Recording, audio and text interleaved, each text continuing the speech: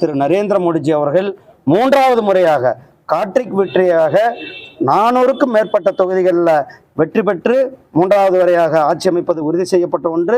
தமிழகத்திலிருந்து தேசிய ஜனநாயக கூட்டணி 40 தொகுதிகளும் பாண்டிச்சேரி முதற்கொண்டு 40 தொகுதிகளும் வெற்றி பெறுவோம்.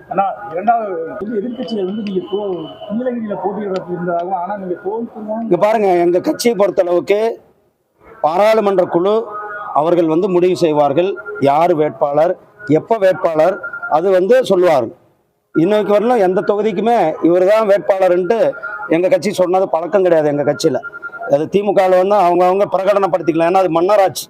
என்னது திராவிட முன்னேற்ற கழகம் மன்னராட்சி, ஊழல் ராஜாக்கள் இருக்கிற அந்த கட்சி. அந்த கட்சி யார் வேணாலும் நான் இந்த தொகுதியினுடைய ஹீரோ, நான் தான் இந்த தொகுதியினுடைய வேட்பாளர், நான் தான் இந்த குறுநில மன்னர் அப்படின்ட்டு அவர்கள் திராவிட முன்னேற்ற கழகத்தில் சொல்லிக்கொள்ள முடியும். ஆனால் பாரதிய ஜனதா கட்சியினுடைய தொண்டர்களுக்கு ஒரு கட்டுப்பாடு இருக்கிறது. பாரதிய ஜனதா கட்சி நிர்வாகிகள், எங்களுடைய தேசிய கட்சி, எங்களுடைய தேசிய தலைமை அவர்கள் பாராளுமன்ற குழு இருக்கிறது. அந்த குழு முறையாக ஒவ்வொரு மாநிலத்திற்கும் தேர்தல் நேரத்தில் தேர்தலுக்காக வேட்பாளர்களை அறிவிப்பார்கள். அப்பொழுது யார் வேட்பாளரை அறிவிக்கிறார்கள் என்பது எங்கள் கட்சியினுடைய முடிவு. ராஜா ஊழல்வாதி என்பது மக்களுக்கு தெரியும். மக்கள் ராஜாவை புறக்கணிக்க ரெடியாக கொண்டிருக்கிறார்கள். ராஜா மட்டுமல்ல, ஒட்டுமொத்த திமுகவையும் இன்றைக்கு புறக்கணிக்க மக்கள் தயாராகி கொண்டிருக்கிறார்கள். மக்கள் ஒரு மிகப்பெரிய வெறுப்பை இன்றைக்கு திராவிட முன்னேற்ற கழகத்தில் மேலே வைத்திருக்கிறார்கள். ஏன்னா விலைவாசி உயர்வு, அதே போல அவர்கள் தேர்தல் அறிக்கையில் சொன்ன எந்ததையும் நிறைவேற்றவில்லை.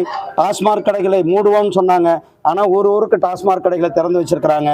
கஞ்சா கிராமமும் கஞ்சா புறையோடிப்பட்டு போயிருக்கிறது. அதே போல அவர்கள் சொன்னதை விட இன்றைக்கு என்ன சொன்னார்களோ அதை மறந்துவிட்டு கல்வி கடன் சொன்னார்கள். இன்றைக்கு கல்வி கடனை பற்றி வாயே திறக்கல. அதாவது திராவிட முன்னேற்ற கழகம் இன்றைக்கு சொத்து வரி உயர்வு, நிலவரி உயர்வு, மின்சார கட்டணம் 300 ரூபாய் ஒரு சாதாரண குடும்பத்திற்கு வந்த மின்சார கட்டணம் இன்றைக்கு 1000 ரூபாயாக மின்சார கட்டணம் வந்து கொண்டிருக்கிறது. இதெல்லாம் மக்கள் திராவிட முன்னேற்ற கழகத்தை, திமுகவை, ஊழல் திமுகவை, திருட்டு திமுகவை அவர்கள் தூக்கி எறிய ரெடியாகி கொண்டிருக்கிறார்கள் என்பதுதான் காட்டிக் கொண்டிருக்கிறார். 2 வருஷமா நிதித்துறை நல்லா சிறப்பாக செயல்பட்டாரு. தகவல் தொழில்நுட்ப சிறப்பாக செயல்படுறதுக்காக மாற்றி வேற எந்த காரணம் முதல்வர் அவர் எதுக்காக மாற்றினாங்கன்னு நமக்கு எல்லாருக்குமே தெரியும். பிடிஆர் அவர்கள் ஒரு விஷயத்தை குறிப்பிட்டிருந்தார்கள். இந்த குடும்பம் மிகப்பெரிய ஒரு கொள்ளையடித்திருக்கிறது. ஆட்சிக்கு ஒரே வருடத்திற்குள்ள 30,000 கோடி ரூபாயை கொள்ளையடித்தார்கள் என்று சோசியல் மீடியாவில் ஒரு ஆடியோ வந்தது. அந்த ஆடியோ வந்த பிறகுதான் அவரை மாற்றியிருக்கிறார்கள் என்பது நமக்கு